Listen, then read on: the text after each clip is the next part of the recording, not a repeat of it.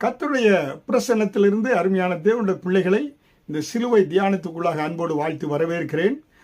ஒரு மனிதன் இயேசு கிறிஸ்துவை ஏற்றுக்கொள்கின்ற பொழுது எல்லா சாபத்திலிருந்தும் அவன் விடுதலையாக்கப்பட்டிருக்கிறான். வசனம் கலாத்தியர் 3:13 சொல்லப்பட்டிருக்கிறதுல மரத்திலே தூக்கப்பட்ட எவனும் சபிக்கப்பட்டவன் என்று சொல்லுகிறபடி இயேசு நமக்காக சாபமாகி நியாயப்பிரமாணத்தின் எல்லா சாபங்களுக்கும் நம்மை மீட்டிருக்கிறார், விடுதலை கொடுத்திருக்கிறார் என்று. ஹல்லேலூயா. அதனாலே நாம் எப்படிப்பட்ட சாபத்திலும் வாழ வேண்டிய தேவையில்லை. ஏன்னா இயேசு அந்த சாபத்தை கல்வாரி சிலுவையிலே முறித்திருக்கிறார். ஹல்லேலூயா. இன்றைக்கு பிசாசினால், அதாவது மந்திர தந்திரினால் வரக்கூடிய சாபங்கள். ஹல்லேலூயா. சிலர் பார்த்தீங்கன்னாக்கா சிலர் பார்த்தீங்கன்னாக்கா மக்களை சபிக்கிறாங்க. சபிக்கிறது மட்டுமல்ல, அந்த மக்களுக்கு விரோதமாக என்ன செய்கிறாங்க, போய் ஏன்னா மந்திரவாதிகளை என்ன செய்கிறாங்க, அவங்கள போய் சண்டை போடுவது கிடையாது, அடிப்பது கிடையாது. ஆனால் மந்திரவாதிகள் ஏன்னா இப்படி மந்திர செய்யங்கிட்ட போய் அந்த குடும்பத்துக்கோ தனி மனிதனுக்கு விரோதமாக அவங்க என்ன செய்கிறாங்க, மந்திரங்களை செய்ய ஆரம்பிக்கிறாங்க, ஏவல்களை செய்ய ஆரம்பிக்கிறாங்க. செய்து அந்த குடும்பத்தின் மேலே அந்த மந்திர தந்திரத்தினாலே சாபங்களை ஏவி விடுறாங்க. பிசாசுகளுக்கு இரத்தப்பலிகளை செலுத்தி அந்த சாத்தானுக்கு அவனுடைய வேலைகளை செய்ய சொல்கிறாங்க. புரியுங்களா?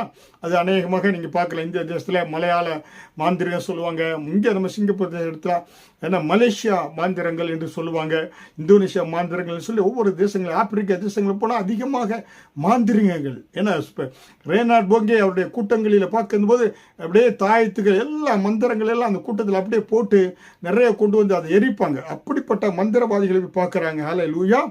ஏன்னா இந்த மக்கள் அவங்களோட வெளியரங்கமாக சண்டை போட முடியாதனாலே அவங்க என்ன செய்கிறாங்கனாக்கா இப்படியாக மந்திரங்கள் மாயாஜாலங்களை ஏவி விடுறாங்க. புரியுங்களா? அதனால வேதம் என்ன சொல்கிறதுனா, ஏசாயா 54வது அதிகாரம் 17 காரணம் இல்லாமல் விட்ட சாபம் தங்காதான். புரியுங்களா? யார் உங்களுக்கு விரோதமாக எந்த இது ஏவி விட்டாலும் காரணம் இல்லாமல் விட்ட சாபம் தங்காது. புரியுங்களா? அது மட்டுமல்ல, ஏசாயா 54:17 உனக்கு விரோதமாய் உருவாக்கப்படும் எந்த ஆயுதமும் வாய்க்காதே போகும். கர்த்தர் நம்மளோடு உடன்படிக்கை செய்திருக்கிறார். நமக்கு விரோதமாய் வாய்க்கக்கூடிய எந்த ஆயுதமும் வாய்க்காதே போகும் என்று ஏசாயா 54:17 ஐசாயா சாப்டர் 54:17 நம்ம பார்க்கிறோம். ஹல்லேலூயா. அது மட்டும் இல்லை, என்னாகும் 23வது அதிகாரம் வசனம் 23 யாக்கோபுக்கு விரோதமான மந்திரம் மதம் இல்லை, இஸ்ரவேலுக்கு விரோதமான குறி சொல்லுதலும் இல்லை. யாக்கோபு இஸ்ரேல் சொல்லும் போது நீங்கள் தேவனுடைய இயேசுவை சொந்த ரட்சகரை ஏற்றுக்கொள்கின்ற பொழுது நீங்கள் இஸ்ரவேலராக மாறுறீங்க. ஆவிக்குரிய பிரகாரமாக உங்களுக்கு விரோதமான எந்த மந்திரமும் இல்லை, குறி சொல்லுதலும் இல்லை என்று நம்ம பார்க்கிறோம். ஹல்லேலூயா.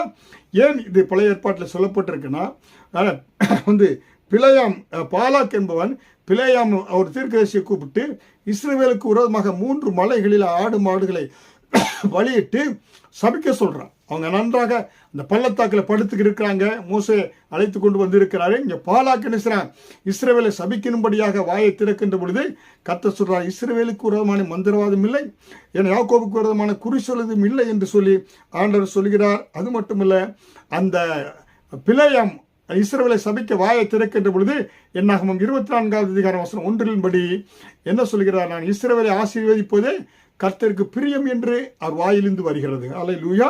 அதனால அருமையான தேவனுடைய பிள்ளைகளை, இயேசு கிறிஸ்து சொந்த ரட்சகரை ஏற்றுக்கொள்ளுங்க. எங்களுடைய குடும்பத்துக்கு விரோதமாய் ஏன்னா மந்திரங்கள் செஞ்சாங்க, எவ்வளவு செஞ்சு குடும்பத்தில் 10 பேருக்கு மேலே மறித்து போனாங்க. ஆனாலும் நாங்கள் இயேசுவை ஏற்ற வேளையில அறிந்து கொண்டு 40 வருடத்துக்கு முன்பாக இயேசு ஏற்றுக்கொண்டதுனால மந்திரமும் இல்லை, குறிசொல்லும் இல்லாதபடி எங்களை ஆண்டவர் பாதுகாத்தார். அதனால் தான் சங்கீதம் 91வது அதிகாரம் வசனம் 4 பார்க்கின்ற பொழுது அவர் தமது சிறகுகளாலே உன்னை மூடுவார், அவர் செட்டைகளின் கீழே அடைக்கலம் புகுவாய்.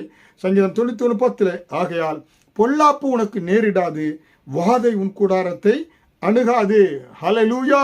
அருமையான தேவனுடைய பிள்ளைகளை, இயேசு கிறிஸ்துவை ஏற்றுக்கொண்டு இந்த கல்வாரி அண்டை நீங்கள் வருகின்ற பொழுது அவர் என்ன செய்கிறார், உங்கள் சிறகுகளால் அவர் மூடுகிறார், அவர் செட்டைகளின் கீழ் அடைக்கலமாக நீங்கள் வர்றீங்க. அதனால உங்களுக்கு பொல்லாப்பு நேரிடாது, வாதை உங்கள் கூடாரத்தை அணுகவே அணுகாது. ஹல்லேலூயா. இதைத்தான் இயேசு கல்வாரி சிலுவையில் செஞ்சிருக்காருங்க. சிலுவையின் ரத்தம் எல்லா சாபங்களையும் முறித்து நீக்கி வாதை உன் கூடாரத்தை அணுகாது, பொல்லாப்பு உனக்கு நேரிடாது என்று ஆண்டவர் வாக்கு கொடுக்கிறார். ஹல்லேலூயா. அருமையான தேவனுடைய பிள்ளைகளை, தொடர்ந்து நம்ம வேத வசனத்தை தியானிப்போம். கர்த்தர் தாமே உங்களை எல்லா சாபங்களுக்கு நீக்கி உங்களை சாட்சியாய் பூமியில் வைத்து ஆண்டவர் நிறுத்துவார்.